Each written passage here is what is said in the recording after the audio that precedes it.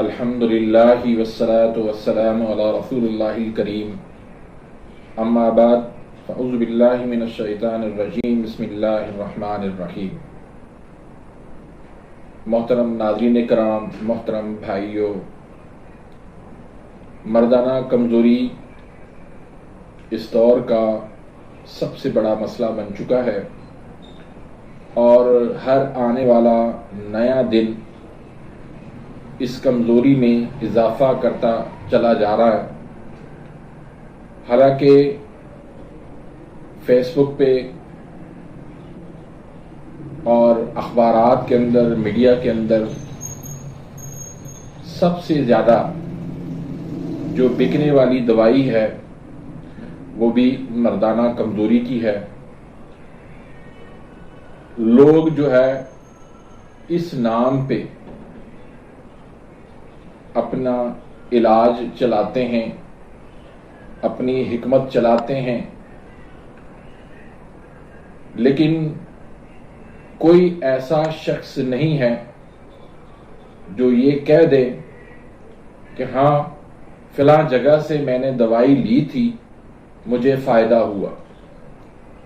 شاید کوئی 100 میں سے کوئی ایک شخص ایسا ملے گا، ورنہ سارے کے سارے جو ہے وہ یہی بات کہنے پہ مجبور ہیں کہ سب فراڈ ہے، سب جھوٹ ہے،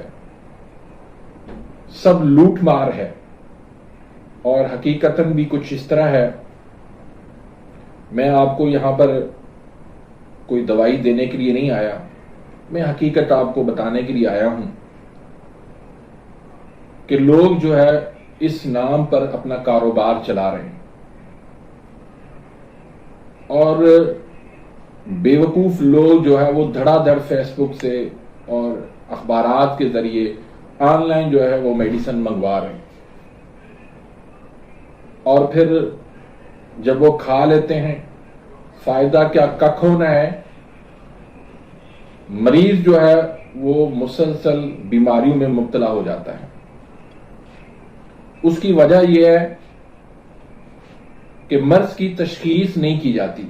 کوئی بھی دنیا کا مرض ہے، اس کی وجہ تلاش کی جاتی ہے، اس کا سبب دیکھا جاتا ہے، اس کا کاز ڈھونڈا جاتا ہے، لیکن یہاں پر کچھ بھی نہیں ہے۔ اللہ نے ہر کسی کا مزاج اپنا بنایا ہے، دوائی کا مزاج اپنا ہے، ہر جڑی بوٹی کا مزاج اپنا ہے۔ آپ نے نہ مریض کی تشخیص کی، نہ مریض کی نبض دیکھی، نہ مریض کا مزاج دیکھا۔ آپ نے اٹھا کر اس کو پڑیاں دے دی، آپ نے اٹھا کر اس کو دوائی دے دی، آپ نے اٹھا کر اس کو نسخہ دے دیا۔ اللہ کی قسم یہ مریض کے ساتھ بہت بڑی زیادتی ہوئی۔ ایک چیز اگر مریض کے اندر پہلے ہی زیادہ ہے، وہی چیز آپ اس کو دے رہے ہیں، اگر وہی چیز اس کے اندر بڑھے گی تو کیا ہوگا؟ سوزش ہوگی، ورم بڑھے گا، انفیکشن بڑھے گا، اور مریض جو ہے وہ مسلسل بیماریوں کی طرف چلا جائے گا۔ تو انتہائی یہ غلط طریقہ ہے۔ تشخیص ہونی چاہیے کہ کس وجہ سے یہ مرض ہوا ہے۔ اب دیکھیں، مردانہ کمزوری کی مختلف وجوہات ہیں، کیوں یہ کمزوری ہوتی ہے۔ اس میں سب سے پہلی بات تو یہ ہے کہ بعض اوقات یہ موروثی بھی ہوتی ہے، خاندانی وراثت میں اس کو ملتی ہے یہ چیز، ایسا بھی ہوتا ہے۔ پھر اسٹریس لینے سے، ٹینشن لینے سے، حادثات آنے سے فوراً اثر جو ہے وہ مردانہ طاقت پہ پڑتا ہے۔ آپ یہ آزما کے دیکھ لیں، بیوی کے ساتھ آپ سوئے ہوئے ہیں، ٹینشن میں ہیں، پریشانی میں ہیں، کچھ بھی نہیں کر سکتے، اسٹریس کے اندر کچھ بھی نہیں کر سکتے، تو جو بیماری کا سبب ہے پہلے وہ دور کریں۔ جب تک وہ سبب دور نہیں ہوگا، آپ سونے کے کشتے کھا لیں، اللہ کی قسم کھا کے کہتا ہوں کہ ککھ فائدہ نہیں ہوگا۔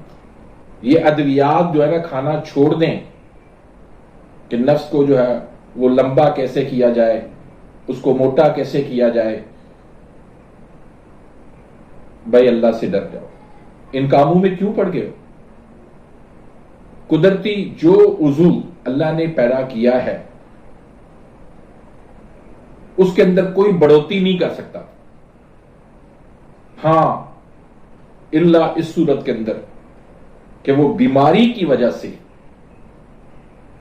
اس کے اندر سکیڑ آ چکا ہے، سکڑ کے اس کے اندر تنگی آ چکی ہے، سکڑ کے وہ چھوٹا ہو چکا ہے بیماری کے سبب، پھر تو اس کا علاج ہوگا.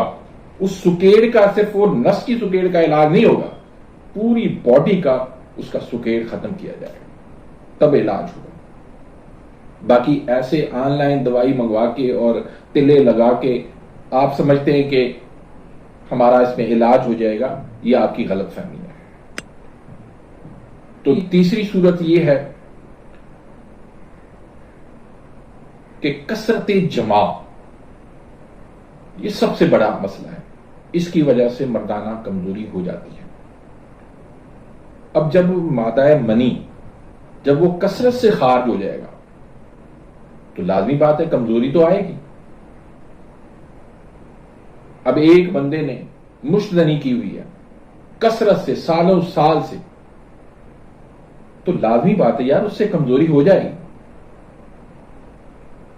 یا کچھ لوگ سمجھتے ہیں کہ بس دنیا کے اندر ہم آئے اس کام کے لیے ہیں، وہ کثرت جمع کرتے ہیں، کثرت ہم بستری کرتے ہیں، تو اس وجہ سے بھی کمزوری آ جاتی ہے. پھر کچھ لوگوں کے اندر عضلات کے اندر کمزوری ہوتی ہے، دل ان کا کمزور ہوتا ہے تو اس وجہ سے ان کے عضلات بھی کمزور ہو جاتے ہیں، پٹھے ان کے کمزور ہو جاتے ہیں، اس وجہ سے پھر وہ سختی وہ ٹائمنگ وہ نہیں رہتی. اسی طریقے سے مادہ منی جب پتلا ہو جاتا ہے اس وجہ سے بھی مردانہ کمزوری ہو جاتی ہے. اب ہم سوچتے ہیں کہ ہم کون سی غذائیں ایسی استعمال کر رہے ہیں. دوسری طرف ہم دیکھیں کثرت سے ہمارا مادہ جو ہے وہ خارج ہو رہا ہے، لیکن غذا کچھ بھی نہیں ہے، وہی باہر کی چیزیں ہیں، فاسٹ فوڈ ہے، تلی ہوئی چیزیں ہیں. بھائی ان چیزوں سے طاقت نہیں ملے گی، ان چیزوں سے آپ کا مادہ منویہ جو ہے وہ نہیں بڑھے گا. تو مختلف وجوہات ہوتی ہیں، مختلف اسباب ہوتے ہیں، اس وجہ سے مردانہ کمزوری ہوتی ہے. بغیر تشخیص سے کسی سے بھی دوائی لینا، کسی کو دوائی دینا، میں سمجھتا ہوں یہ گناہ. آپ لوگ جو ہے دوسروں کو خود جو ہے وہ فراڈ کرنے کا موقع فراہم کر رہے ہیں. تو اللہ کے لیے اپنی درست تشخیص کروائیں، مجھ سے نہ کروائیں، کسی سے بھی کروا لیں. میں نہیں کہتا کہ آپ صرف مجھ سے ہی رابطہ کریں، کسی سے بھی آپ نے دوائی لینی ہے، لیکن اللہ کے لیے اپنی پہلے درست تشخیص کروائیں کہ میرے مرض کا سبب کیا ہے اور پھر اس کا درست علاج کیا ہے. اس مطابق آپ علاج کروائیں گے تو انشاءاللہ سالوں کی بات نہیں ہے، مہینوں کی بات نہیں ہے، دنوں کے اندر انشاءاللہ آپ کو فرق ملے گا. لیکن اگر آپ غلط طریقے سے اپنا علاج کروائیں گے تو اس کے ذمہ دار آپ خود ہیں.